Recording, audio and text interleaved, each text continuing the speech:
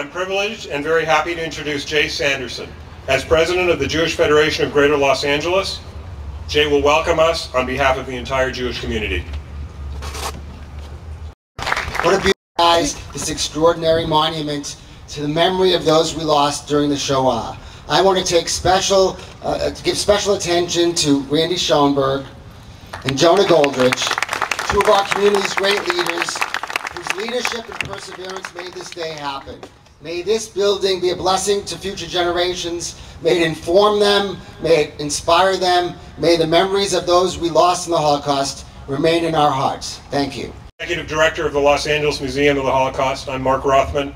Here with us today, the reason Randy has devoted so much of himself and his family in virtually every way you can imagine, why all the dignitaries are here today, is because of what the building behind us that we're soon going to dedicate represents.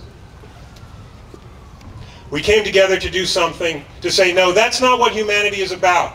Humanity is not about violence and killing. Humanity is about hope. Humanity is about all of us coming together to build something new, something better, to turn our back on the inhumanity and to embrace life. All of you here today, every person who helped build this building, whether they tied a piece of rebar or whether they led the charge as Randy did, or they amongst you who supported us and continue to support us, you made this building happen. You came together and you said humanity matters, hope matters, the good matters. Let's turn our back on the evil. And for the survivors who are with us, you inspire me. You lived through the inhumanity. You lived through the violence, the deprivation.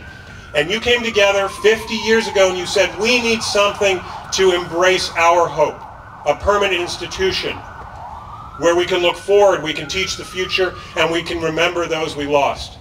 That's what we're here for today. After the ribbon cutting, we will hear the shofar's clarion call, a single steady tone from that instrument that's used in Jewish ritual to announce a change, to announce a new beginning. That's what the building here represents today. That's why we're all here today. It's the purity of that tone we're here to hold on to. When you hear it, capture it, remember it. Listen to it again when you read in the newspaper about murder, about deprivation, about violence.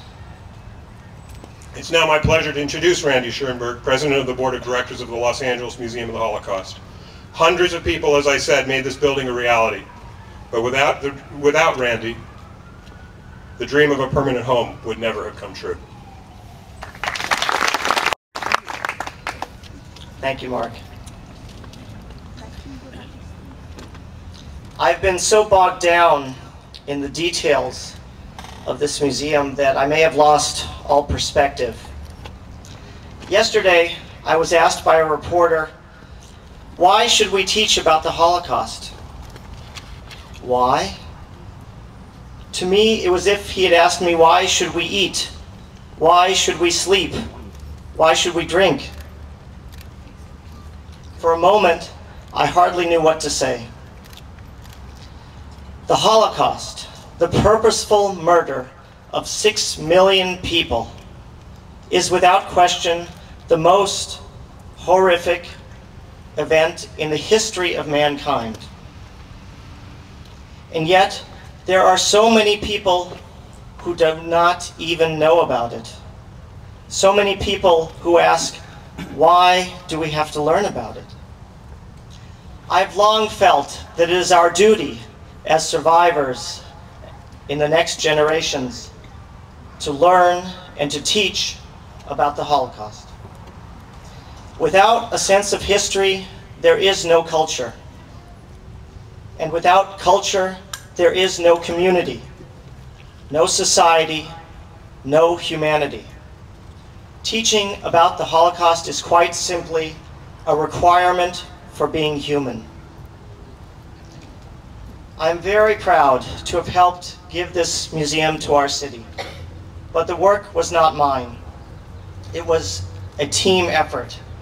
I was assisted by my Vice President, Perla Carney, Treasurer Beth Keene, Secretary John Keene, and the rest of our Board of Directors, including survivors. And I'd like all of the Board of Directors actually to stand up as I read out their names, or even before I read out their names. Everybody on the Board of Directors, please stand up. These include the survivors Masha Lowen, Dana Schwartz, Jonah Goldrich, and Marie Kaufman and Gregory McKay. And we have many non-survivors on our board as well. Thank you, all of you. I also want to remember two very important and influential board members who are no longer with us but made a terrific impression upon me, and those are Freddie Diamond and Felicia Haberfeld.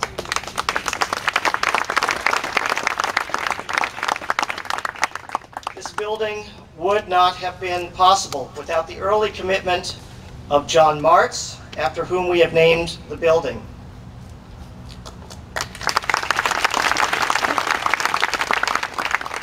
And of course, Jonah Goldrich, who built this monument 20 years ago, and it has been the rock behind this museum ever since.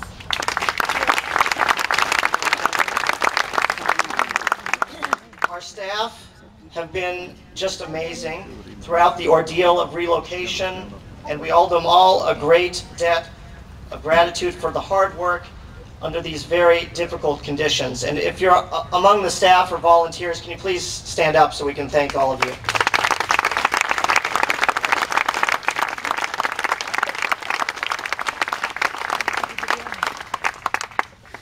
I want to personally thank the architect, I call him our Starchitect, Huggy Bellsberg, and his associates Aaron Lefkonen and Karina Bien-Wilner.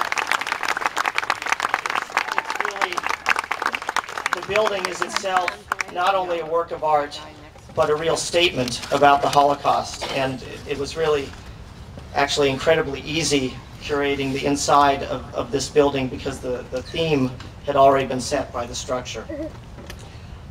But perhaps the greatest thanks should go to all the builders, the contractors, subcontractors, countless tradesmen and women who did all of the work.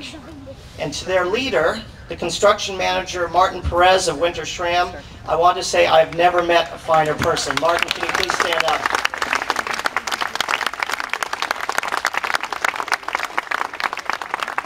Those of us who have witnessed his work know that without him, this museum would not be here today.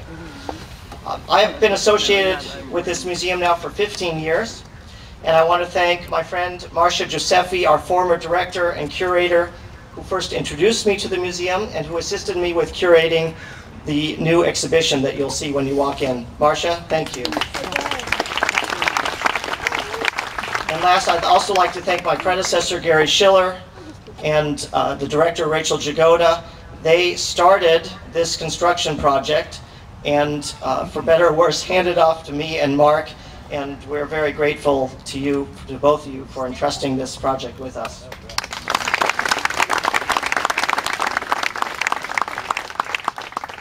Last Sunday, when the museum opened its doors to the general public, one of the first visitors was a small 10-year-old girl from Mission Hills. She was Latina, of Mexican heritage, I believe, and her 5th grade teacher had been talking about the Holocaust about a month ago, and she spoke to her mother about it and said she would like to learn more. Her mother went on the internet to try to find a place where she could learn, where her daughter could learn more about the Holocaust, and she found our website and discovered that our museum was not yet open. Well, she decided to wait a month and bring her daughter to this museum, which is free to the public, and they were among the very first to enter our doors last Sunday.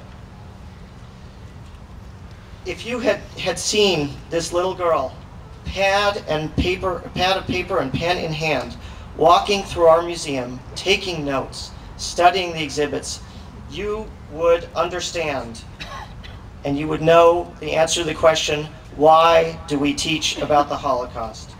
May there be many, many more boys and girls just like her. Thank you.